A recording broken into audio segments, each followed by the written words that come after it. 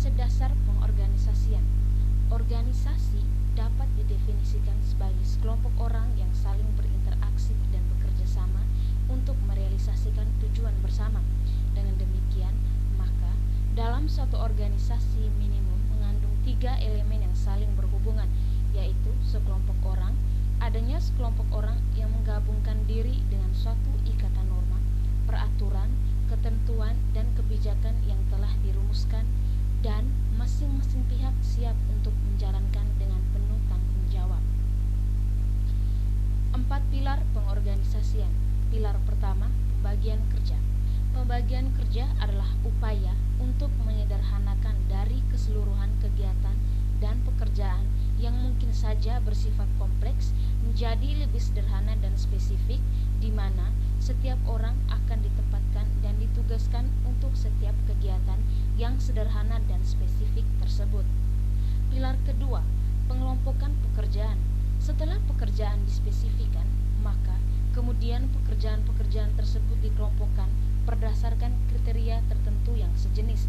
Pengelompokan pekerjaan atau departementalisasi pada dasarnya adalah proses pengelompokan dan penamaan bagian atau kelompok pekerjaan berdasarkan kriteria tertentu.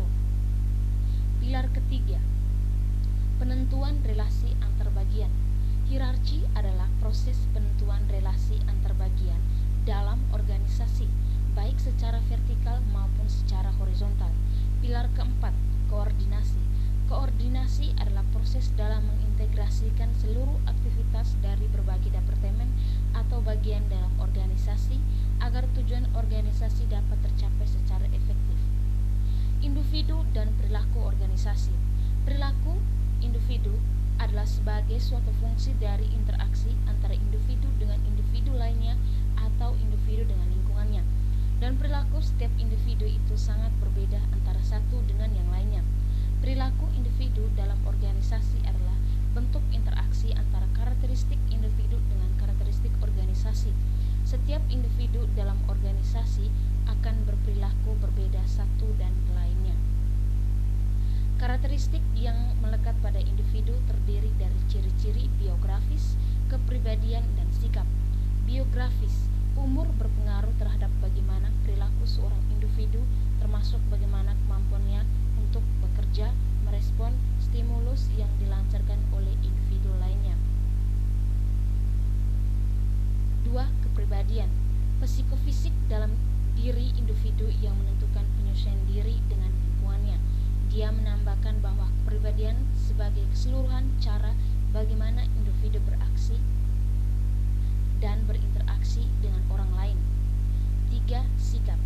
Sikap merupakan satu faktor yang harus dipahami. Kita dapat memahami perilaku orang lain. Dengan saling memahami individu, maka organisasi akan dapat dikelola dengan baik. Kelompok dan perilaku individu dalam pengorganisasian. Perilaku individu dalam organisasi adalah bentuk interaksi antara karakteristik kelompok dengan karakteristik organisasi. Setiap kelompok dalam organisasi akan berperilaku berbeda satu sama lain, dan kelompok juga merupakan satu lingkungan yang mempunyai karakteristiknya masing-masing. Prinsip organisasi. Yang pertama, perumusan tujuan yang jelas. Bila kita melakukan aktivitas, maka pertama-tama harus jelas kepada kita apa yang menjadi tujuan aktivitas tersebut. Kedua, pembagian kerja. Dalam sebuah organisasi, pembagian kerja merupakan hal yang mutlak ada. Ini untuk menghindari adanya tumpang tindih tugas. 3. Delegasi kekuasaan. Salah satu prinsip pokok dalam organisasi adalah delegasi kekuasaan. Kekuasaan atau wewenang merupakan hak seseorang untuk mengambil tindakan yang perlu agar tugas dan fungsi-fungsinya dapat dilaksanakan dengan sebaik-baiknya. 4. Rentangan kekuasaan. Ini dimaksudkan agar pemimpin dapat menentukan jumlah bawahan yang tepat sehingga proses membimbing dan mengawasi dapat tercapai dengan tepat. 5. Tingkat-tingkat pengawasan. Prinsip tingkat pengawasan adalah mengusahakan pemimpin sedikit mungkin untuk memudahkan komunikasi. 6. Kesatuan perintah dan tanggung jawab. Menurut prinsip ini, maka seorang bawahan hanya bertanggung jawab kepada satu atasan yang memberinya perintah. Koordinasi. Ini adalah berusaha untuk mengarahkan seluruh kegiatan organisasi agar tertuju dalam memberikan sumbangan semaksimal mungkin untuk mencapai tujuan organisasi. Proses organisasi. Proses organisasi adalah segala aktivitas utama yang dilakukan dalam suatu organisasi. Yang pertama, proses komunikasi adalah suatu kegiatan yang penting dilakukan oleh manusia sebagai syarat terjalinnya hubungan sosial guna bertahan hidup dalam hiruk-pikuk kehidupan. 2. Hubungan antar peran. Menganalisis hubungan antar peranan kepemimpinan dalam sebuah organisasi. Tahap pengawasan ialah sebuah proses untuk memastikan bahwa semua aktivitas yang terlaksana telah sesuai dengan apa yang telah direncanakan sebelumnya.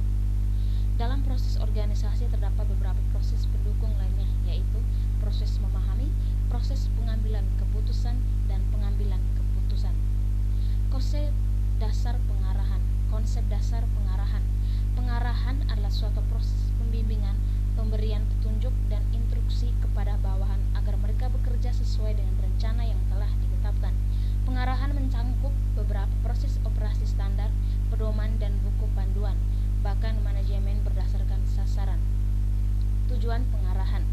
Tujuan pengarahan menjamin kontinuitas perencanaan, membudayakan prosedur standar, menghindari kemungkinan yang tak berarti, membina disiplin kerja, membina motivasi yang terarah. Fungsi pengarahan menggerakkan orang lain untuk menyelesaikan pekerjaan, membina moral, memotivasi bawahan. Peran komunikasi dalam pengarahan. Definisi komunikasi secara umum adalah suatu proses pembentukan, penyampaian, penerimaan, dan